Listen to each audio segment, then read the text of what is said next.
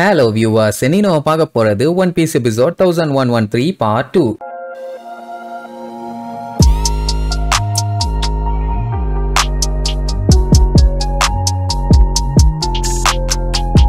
Open பண்ணா நம்ம கோபி போன எபிசோடு கஷ்டப்பட்டு தப்பிச்சு ஓடிட்டு இருந்தால அந்த டைமுங்கும் போது அவனுக்கு பிளாக் பியர்ட் அப்படியே மைண்டுக்கு வரான். ஒரு சின்ன பிளாஷ்பேக். அவனை புடிச்சிட்டு கோபி த ஹீரோ, நல்லா கேட்டுக்க, நான் இந்த பைரட் ஐலாண்ட ஒரு பெரிய ஃபுல் ஃபிளெட்ஜ்டு நேஷனா மாத்த போறேன். அதுவும் எப்படின்னா வேர்ல்டு கவர்மெண்ட் அஃபிலியேட் பண்ண ஒரு நேஷனா. என்னை யாராலையும் தடுக்க முடியாது, எதுவும் பண்ண முடியாதுன்ட்டு வில்லத்தனமா சிரிப்பான். ஏன்னா நான் தான் இதுக்கப்புறம் கிங்கு, இது பிளாக் பியர்டோட கிங்டம், என்னை எதிர்த்து எவனாலையும் எதுவும் பண்ண முடியாது. இத நீ எப்படி பாக்குற கோபி?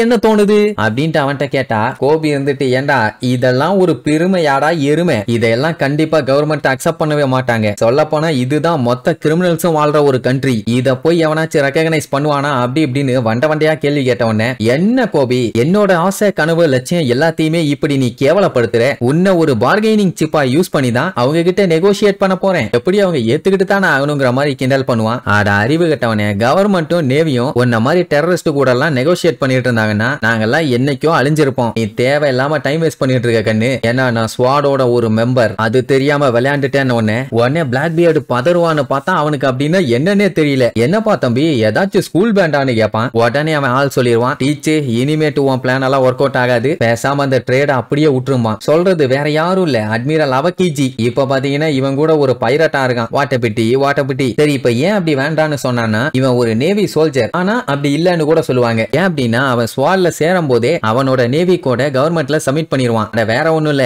இவங்க எல்லாம் நேவி சோல்ஜர்ஸா இருந்தவங்க தான், ஆனா இவங்க ஆல்ரெடி ரெசிக்னேஷனை சப்மிட் பண்ணிட்டு வந்திருப்பானுங்க. பட் ஆனா நேவில தான் இருப்பானுங்க. இப்படி இவனுங்க நேவி கோட சரண்டர் பண்றதுனால இவனுக்கு என்ன ஒரு ப்ராஃபிட்னா, இவங்க கவர்மெண்டோட பர்மிஷன் இல்லாம யாரு கூட வேணாலும் சண்டைக்கு போலாம். மெயினா அந்த 4 எம்பரர்ஸ் கூட. அது மட்டுமா அவனுக்கு இஷ்டத்துக்கு அவனுக்கு என்ன வேணாலும் பண்ணலாம். சொல்ல போனா கவர்மெண்ட் கொடுக்குற ஆர்டர்ஸ கூட இவனுங்க மீறி நடந்துக்கலாம், யாரும் எதுவும் கேட்க மாட்டாங்க. ரொம்ப மொரட்டு பேசுங்க. அதுக்கு பிரதிபலனா தான் நேவி இவனை நீ என்ன பண்ணாலும் கண்டுக்கவே மாட்டாங்க. சோ நீ இவனை வச்சுக்கிறது வேஸ்ட், எப்ப வேணாலும் சுட்டு தள்ளிடலாங்கிற மாதிரி சொல்லுவான். அப்படின்னா நேவில பர்மிஷன் கேட்டு அட்டாக் பண்ற அறவே காடுகளும் இருக்கானுங்க, பர்மிஷன் கேட்காம அவனுக்கு இஷ்டத்துக்கு சண்டை போடுற முழுவே காடுகளும் இருக்கானுங்க. ஐயோ வாட்டப்பிட்டி இந்த ஸ்டைல் எனக்கு ரொம்ப பிடிச்சிருக்குதுன்னு பிளாக் பியர்டு விழுந்து சிரிப்பான். பட் இருந்தாலும் பிளாக் பியர்டு இப்போ அவனோட பிளான மாத்த போறது இல்லையாமா. என்னதான் இவன் ஸ்வாட் மெம்பராவே இருந்தாலும் பீப்புள் இன்னுமே இவனை ஹீரோன்னு தான் கூப்பிடுறாங்க. மேபி இவன் நேவிக்கு தேவைப்படலாம், அதனால இவன் வேணும்னு சொல்லி இவனை காப்பாத்த ஏதாச்சும் அவங்க முயற்சி பண்ணலாம்ல. அவங்க பண்ணல, நீ தான் மக்களுக்கு நடுவுல பயங்கர ஃபேமஸா இருக்கியே, நான் அவங்க கிட்ட போய் கேட்பேன். அப்படி கேட்டா கவர்மெண்ட்டுக்கு வேற வழி இல்ல, அவங்க பண்ணித்தான் ஆகணும். அது வரைக்கும் இவனை லாக் பண்ணி வைங்க,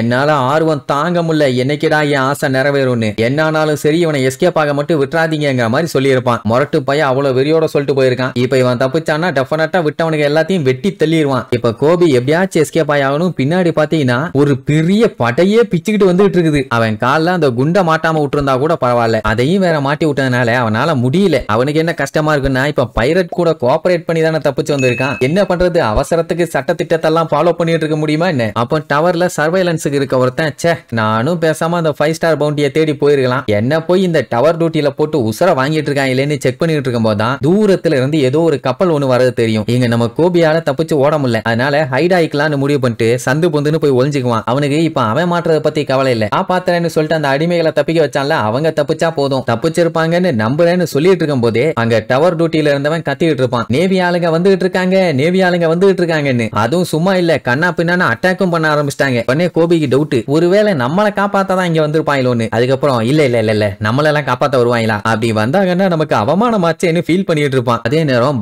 பல்கா நேவி ஆளுங்க பயங்கரமா வந்துட்டு இருப்பாங்களா, எல்லா பயிற்சியும் பார்த்துட்டு அவங்க சென்டர் ஆஃப் த சிட்டியை நோக்கி தான் போயிட்டு இருக்காங்க, அவங்கள விடாதீங்கன்னு சொல்லி அவங்க இஷ்டத்துக்கு சுடுவாங்க வெட்டுவாங்க. பாத்தீங்கன்னா அவங்க சுடுற இடம் எல்லாமே ஏதோ சகதி மாதிரி ஓட்டையாகி திருச்சிரும், ஏன்னா தலை துண்டாயிரும். இப்படி வெட்ட ஏதோ கிளே மாதிரி பொத்துன்னு விழுவாங்க. ஆமா நேக்கு ஒரு டவுட், மனுஷன்னா சரி ஓகே தலையில ஒரு போர்டை போட்டாங்கன்னா மயக்கம் போட்டு விழுவான், ரத்தம் வந்துருச்சு, அன்கான்சியஸ் ஆயிட்டான், பிளா பிளா பிளா பிளா பிளா, இப்படி ஏகப்பட்ட பஞ்சாயத்து இருக்குன்னு வைங்க. இது கிளே தானே, தலையை வெட்டினா என்ன காலை வெட்டினா என்ன, இதுக்கு அதுங்க பொத்துன்னு விழணும், கொஞ்சமாச்சு லாஜிக் வேண்டாமாடா. சரி என்ன கன்றாவியோ, அது ஒரு கிளே மேன் அண்ணா பின்னான்னு உருவத்தை மாத்தி பைரட்ஸுங்க எல்லாத்தையுமே பந்தாடிட்டு இருப்பான். அந்த டைமுங்கும் போது ஊருக்குள்ள இருக்க பில்டிங்ஸ் எல்லாம் அப்படியே லைட்டா மூவ் ஆகுமா. அங்க இருக்க சில பைரட்ஸ் எல்லாம், மச்சான் அங்க பாரா பில்டிங்ஸ் எல்லாம் மூவ் ஆகுதும்பா, குடிகார மூதேவி அப்பெல்லாம் தான் எதுவும் இல்லாமானா கடைசியில பார்த்தா நிஜமாவே மூவ் ஆயிட்டு தான் இருக்குது. எவ்வளவு ஒருத்தி சாட்டையாலேயே பில்டிங்ஸ் எல்லாம் அடிச்சு அடிச்சு மூவ் பண்ணிட்டு இருக்கான். ஆமா யார் இவ பில்டிங்ஸ் எல்லாம் சாட்டையிலேயே அடிச்சு ஓட விட்டுட்டு இருக்கான்னு சொல்லிட்டு எல்லாம் பேந்த முழிப்பானுங்க. அதான் நேவியோட ட்ரெஸ் போட்டு வந்திருக்கால வந்து அட்டாக் பண்ண வேண்டியதானே. வினோதமா ஏதாச்சும் வித்த காட்டினா பேன்னு பாக்குறதே வேலையா போச்சு. டேய் என்னடா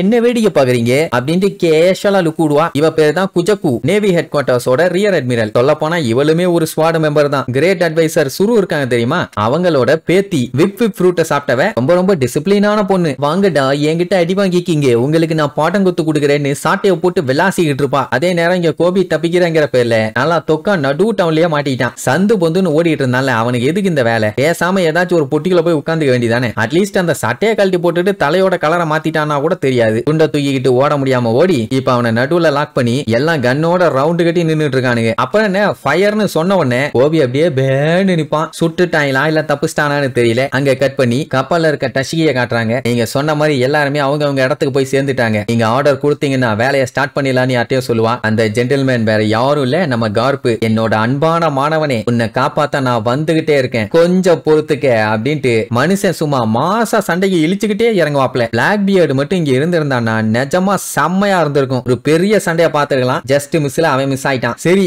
இதுக்கப்புறம் கோபியை எப்படி காப்பாத்திட்டு இங்க இருந்து எஸ்கேப் ஆறாங்கன்னு அடுத்தடுத்த எபிசோட்ல பார்க்கலாம். டாடா.